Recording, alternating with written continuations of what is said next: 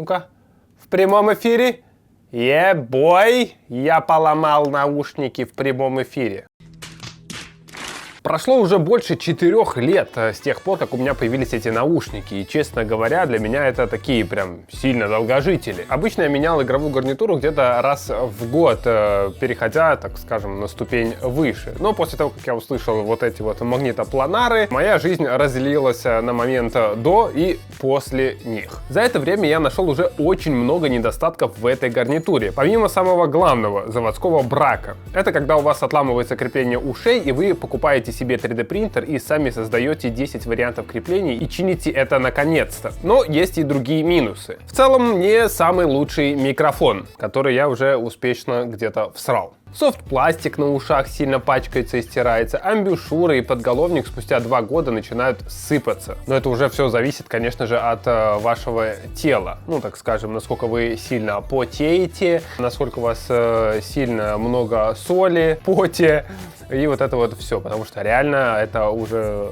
факт о том, что если вы реально сильно, ну, как бы такие мощные потные каточки, да, проигрываете, амбушюры улетают в 5 раз быстрее, чем если вы выигрываете на изичах. Поэтому выигрывайте на изичах, и ваши наушники будут вам служить долго. Точка. Еще к минусам я бы отнес тот факт, что эту гарнитуру нужно подключать только к компьютеру. Ну, к ПК, MacBook, в принципе, без разницы, но к чему-то не такому особо портативному. Например, если вы подключите их к телефону, то звук будет классный, все хорошо, но это будет не то. Это не будут их 100% мощности, так скажем.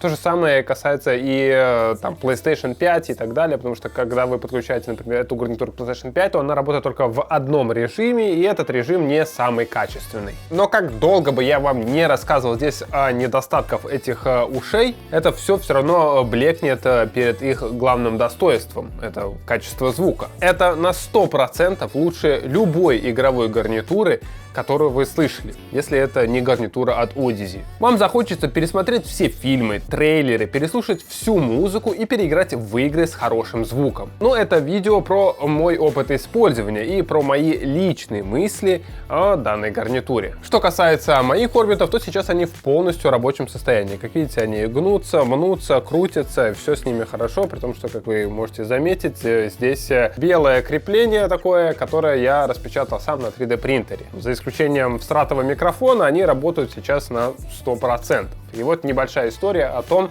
как, собственно, мне удалось распечатать вот эту деталь, потому что, казалось бы, все очень просто, а по факту нет. Кстати, ссылку на проект для 3D печати вот этой детальки вы найдете в описании этого видео. Также там вы найдете кнопочку подписаться и поставить лайк, как бы уже пора. Кстати, пока я мял и записывал видео, мой второй наушник уже подошел тоже к концу. Но благо я уже распечатал вторую детальку, но, как вы можете видеть, оно уже вот, ну, все, уже оплык второй части. Сейчас, ну-ка. В прямом эфире? Бой! Я поломал наушники в прямом эфире. Так бы стоило назвать это видео, но я не буду. Я их отложу сюда, окей, чтобы провод не порвать.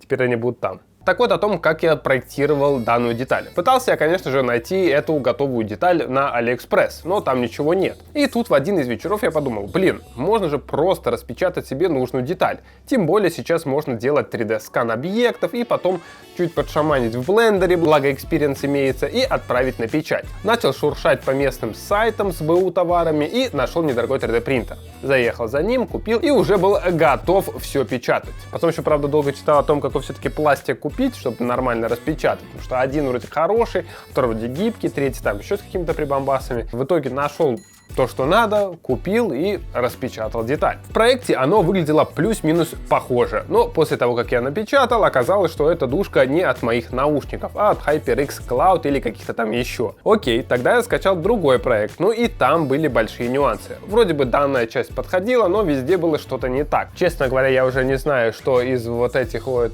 запчастей конкретно где было что не так, но я могу сказать, что то что-то было не так, это в принципе везде было что-то не так. Она была чуть уже, чуть меньше, чуть длиннее, там, где надо, типа, быть уже, она шире, там, где надо быть шире, она уже, и вот так далее. Короче, В принципе, деталь по факту не подходила. Выглядит как будто бы норм, но по факту нет. И тут я подумал, ну окей, сейчас быстренько закину этот проект в Blender, подшаманю то, что мне там надо, сюда там миллиметр, туда миллиметр, и все будет окей. Открываю, значит, Blender и вуаля. Какое же было мое удивление, когда я первый раз открыл данный проект. Душка была создана так, что нормально видоизменить ее было очень сложно из-за полигонов. Но спустя как минимум 10 вариантов я напечатал то, что нужно. И сейчас вы видите это у меня в руках. Кстати, возвращаясь к 3D-скану, скажу, что данная идея улетучилась от меня, как только я попробовал поменять первую напечатанную запчасть. И процесс замены был таков, что старую деталь нужно выламывать максимально коварным способом, постоянно перерезая ее и ломая, так как она приделана без возможности замены ее. А сканировать, как вы понимаете, разодранные остатки пластика не имеет особого смысла. Можно, но не нужно.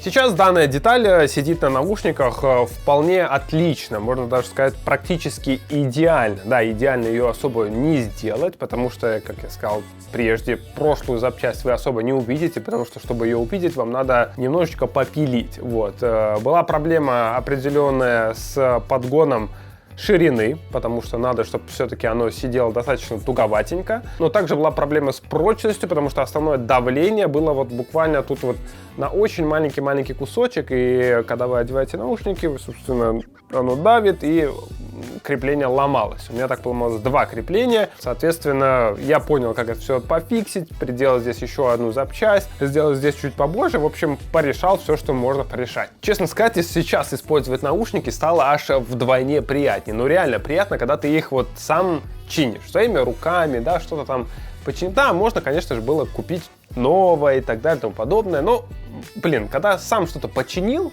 оно уже ощущается вот немножечко иным. И напишите, кстати, если у вас такие ощущения к девайсам, которые вы сами чините, что они вот стали как будто к вам немножечко ближе, знаете.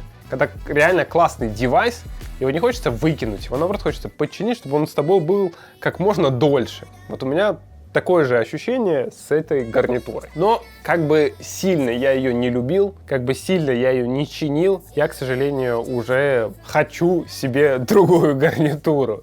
Вот, это было, в принципе, логично, понятно, и это не связано с тем, что они поломаны и так далее. Я уже почти год смотрю в сторону Odyssey Maxwell, которая по всем своим техническим характеристикам выглядит как самая ультимативная гарнитура ever. К непревзойденному качеству звуку из 90-мм магнитопланарных излучателей нам насыпали нормальный металлический корпус, огромное время автономной работы 80 часов, кучу беспроводных вариантов подключений, причем есть Bluetooth 5.3 с низкой задержкой и LDAC, плюс к этому есть беспроводной USB ресивер с подключением к консолям и ПК для игр. Короче, это то, что я, точно себе куплю.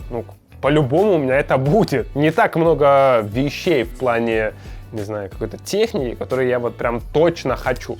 Потому что я знаю, что есть огромное количество вещей, которые ты вроде хочешь, но они тебе не нужны. Вот это вот все. Вот я точно знаю, что мои наушники будут Odyssey в плане там своего какого-то быта, я понимаю, что мне нужны именно Maxwell. И в плане, например, какого-то звука, в принципе, в доме, я ощущаю так, что мне нужны AirPulse. Желательно A300. A200 тоже подойдут. У меня их пока нет, но это все впереди. Также, кстати, можете написать в комментариях, какие наушники хотели бы купить себе вы. Какие ваши Dream headphones, которые вы хотите себе купить, о которых вы думаете и считаете их вот прям то, что вам нужно. Вот, напишите, мне будет реально интересно почитать. Вообще, может, я что-то пропустил, может, мне что-то кажется непонятным и так далее. Вы можете это аргументировать под видео в комментариях. На этом все. Мой опыт использования гарнитурой, в принципе, подошел к концу. Не так, чтобы я прям, наверное, много опыта вам дал, но тут больше, наверное, было про проблемы и их решения, но это, в принципе, тоже часть опыта. Вот. Я готов. Подписывайтесь на канал, если еще не подписаны. Не забывайте прожимать лайк этому видео. С вами был Стас, и увидимся с вами в других видео. Всем пока!